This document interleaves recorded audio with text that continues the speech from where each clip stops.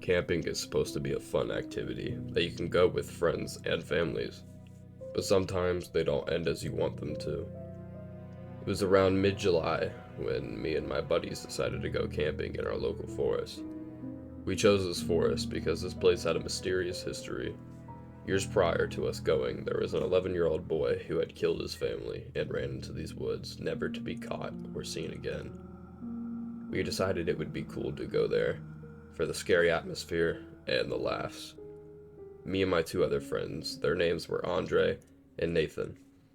Since Nathan was the only one with a car that was half decent on driving on dirt, he was the one who picked us up and took us.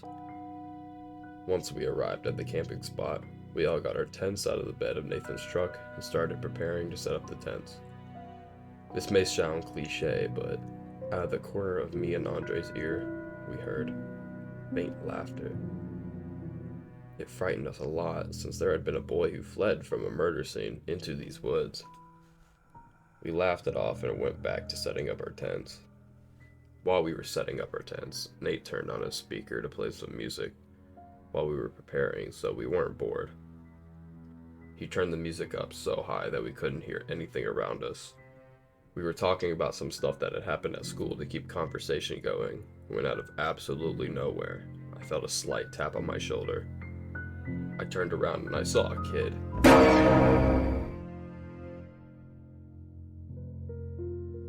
I was freaking out. Was this the kid who had done the murders? He asked me where the nearest road was and that he was trying to go home to his family. I noticed the kid's hands were shaking, and he had a bit of a twitch in his hands and neck. I felt so uncomfortable, so to avoid any further confrontation, I gave the kid the directions to the nearest road.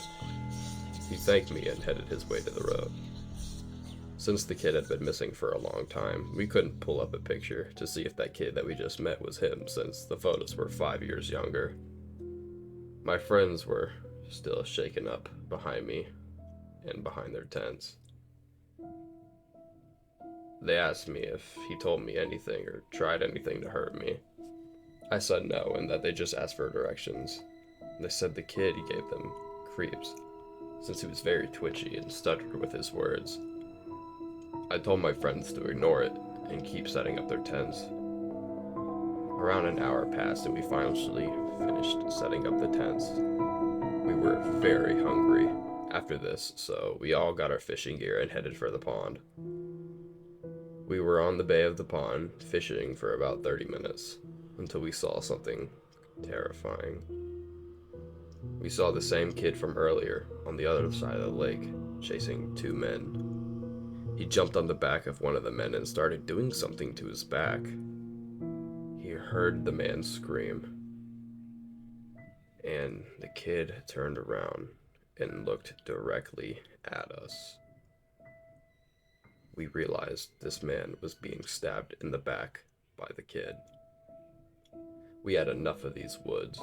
We started packing our stuff. It took so long because we were trying not to break anything on our tents so we could reuse them. We forgot all about the music playing, so we shut that off to avoid the kid running over to our camp next. We got everything packed and put it in the bed of the truck. We got into the truck and sped down the dirt road.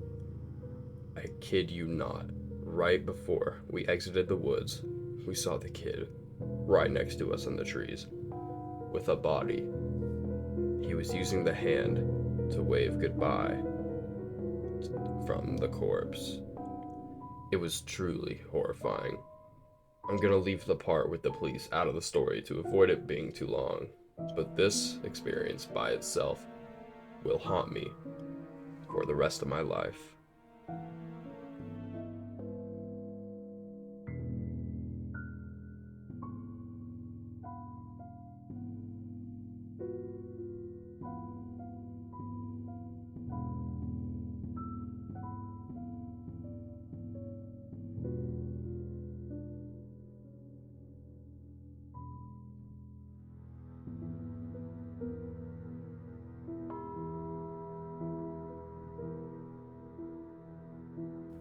I swear to everyone to this day, what I saw was real and not a hallucination. It was the summer of 2019. Me and my brother and our girlfriends decided we would spend our weekend off of college and go camping in our local forest. The scenery was so beautiful. There were always people walking on the trails on weekends to unwind from school. That's one of the reasons we chose to go here, because there were frequent people, so we never felt alone, and if something were to happen, somebody would hear us. We planned it all out. We brought our tents, some snacks and s'mores, and sleeping bags. We were ready for a great night. My brother brought the lawn chairs and the fishing poles so we wouldn't be bored all night, just talking. We set up our tents and got our snacks out. We were talking and joking around for about an hour when randomly a coyote came out of the forest. We were all startled for a moment until it walked up to my brother and started to lick his hand. I was nervous that the thing had rabies, so I urged my brother to get it away from him. He sorta did. He gave the coyote some marshmallows and then it ran back into the forest. It was cool seeing an animal like that, up close and personal. We all laughed about it and my brother looked thrilled. He suffered from depression growing up, so seeing him happy put a smile on my face. While we were eating our snacks and talking about school drama, a group of older men came down the path and started setting up their camp really close to ours. I found it very weird because this was a college campus. Why would these older men be here with us? We didn't think anything of it since they weren't bothering us. It was getting super late, so we decided to head to sleep. While we were trying to head to sleep, I was the only one awake, and I heard these raspy chuckles from the old men. This was going on for about an hour. I had enough of them being so loud, so I stupidly decided to go over to their campsite and confront them.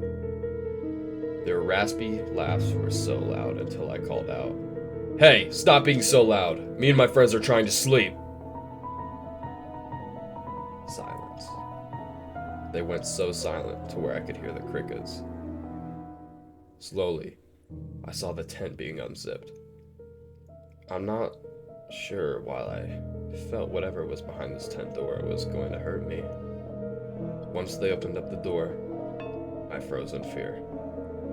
There were 6 men crowded in the tent, which they had pitch black eyes and stitch shut mouths. I ran back to our campsite and woke everyone up. They were delirious from just waking up, but I told them to all hurry back to the dorms. They listened. I told them the whole story when we got back. Nobody understood what that would even be possible. But I swear, I saw what I saw. Sometimes it's best to mind your own business. It could save you from encounters like this.